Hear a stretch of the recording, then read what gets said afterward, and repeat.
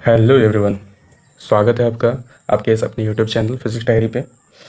आज हम बात करेंगे एडवांटेज ऑफ एसआई यूनिट। चलिए पहले आप अपना नोटबुक और पेन निकाल लीजिए। शुरू करते हैं आज का लेक्चर। देखिए, एसआई यूनिट का एडवांटेज क्या है किसके कंपैरिजन पे? CGS, FPS, MKS. ओके,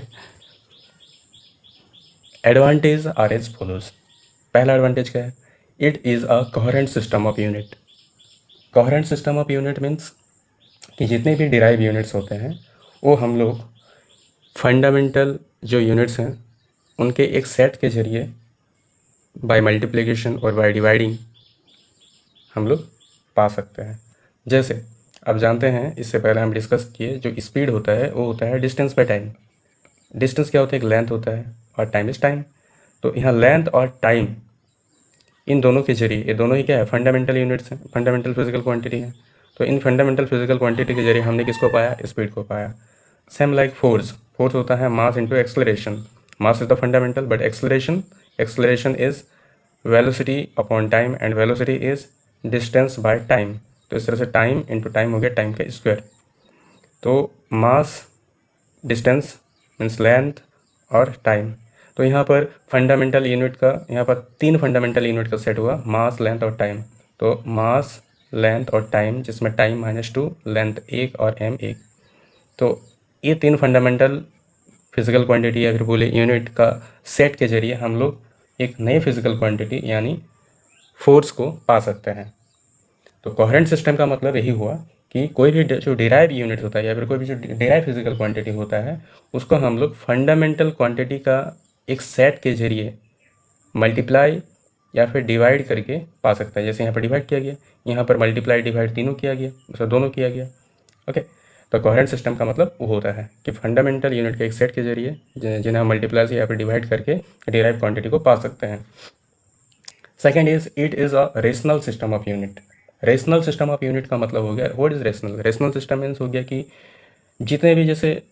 जितने भी तरह का एनर्जी है, हम जानते हैं बहुत तरह का एनर्जी होता है। हीट एनर्जी होता है, इलेक्ट्रिकल एनर्जी होता है, मैकेनिकल एनर्जी होता है, फिर आपका साउंड एनर्जी होता है। तो जितने भी न्यूक्लियर एनर्जी होता है, ये जितने भी टाइप्स ऑफ एनर्जी हैं तो एनर्जी। तो इन सब के लिए एक ही यूनिट जूल,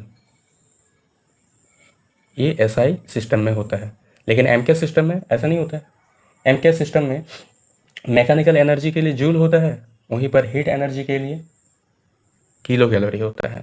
किलो कैलोरी होता है।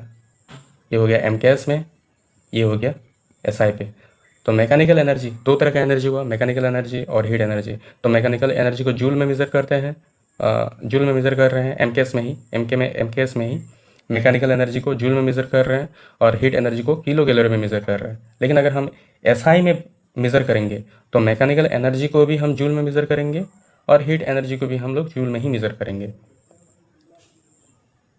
वैसे ही जब फोर्स को मेज़र किया जाता है तो एमकेएस में अगर हम फोर्स को मेज़र कर रहे हैं,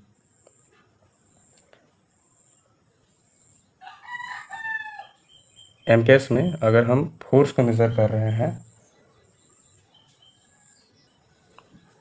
तो एब्सोल्यूट यूनिट का जब बात करते हैं, फोर्स का एब्सोल्यूट यूनिट का जब बात करते हैं तो एमकेएस में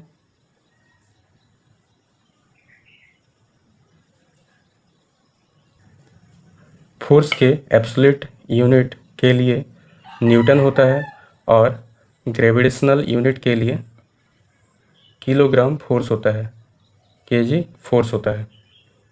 लेकिन वहीं अगर एसआई सिस्टम में हम बात करें तो एब्सोल्यूट यूनिट के लिए न्यूटन होता है और ग्रेविटेशनल यूनिट के लिए भी न्यूटन होता है, फोर्स का unit.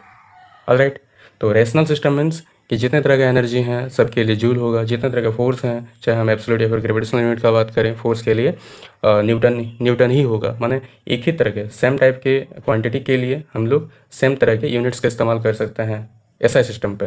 That is known as rational system of unit. Okay, this system of unit is metric system.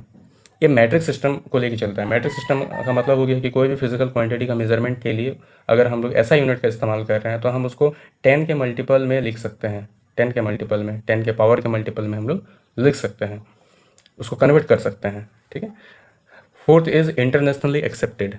ये पूरे दुनिया भर में इसको एक्सेप्ट किया गया, स्वीकार किया गया है।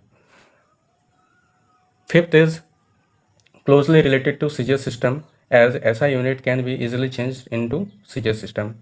हम लोग इसके बाद ये चीज़ का पढ़ाई करेंगे कि एक तरह के मतलब एसआई सिस्टम ऑफ यूनिट से सीजीएस सिस्टम ऑफ यूनिट में किस तरह से कन्वर्ट किया जाता है। तो सीजीएस सिस्टम ऑफ यूनिट ऐसे सिस्टम ऑफ यूनिट से क्लोजली रिलेटेड है, इसीलिए हम लोग ऐसा सिस्टम को ईजिली चेंज कर सकते हैं सीजीएस सिस्टम में। तो ये भी इसका एक एडवांटेज हो गया।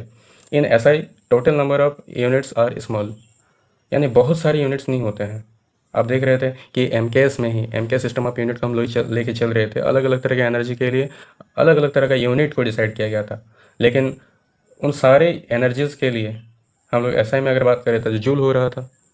यानी इसमें ऐसे ही जो नंबर्स होते हैं वो कम जाते हैं, माने टोटल नंबर ऑफ यूनिट्स का बात करें तो बहुत ज़्यादा है नहीं, कम है। तो वही है कि in SI total number of units are small, बहुत ज़्यादा नहीं होते हैं। आई होप कि आपको समझ में आया होगा। नहीं आया होगा तो आप ज़रूर कमेंट करिए, और आया भी होगा तो लाइक कमेंट ज़रूर करिए। मिलते हैं अगले लेक्चर पे, उसमें हम बात करेंगे practical units of length. Small measurement के लिए, लार्ज मेजरमेंट के लिए, दोनों के लिए हम लोग बात करने वाले हैं। क्वाइट इंटरेस्टिंग टॉपिक है, so don't miss the topic. See you in the next video, till then take care, bye bye.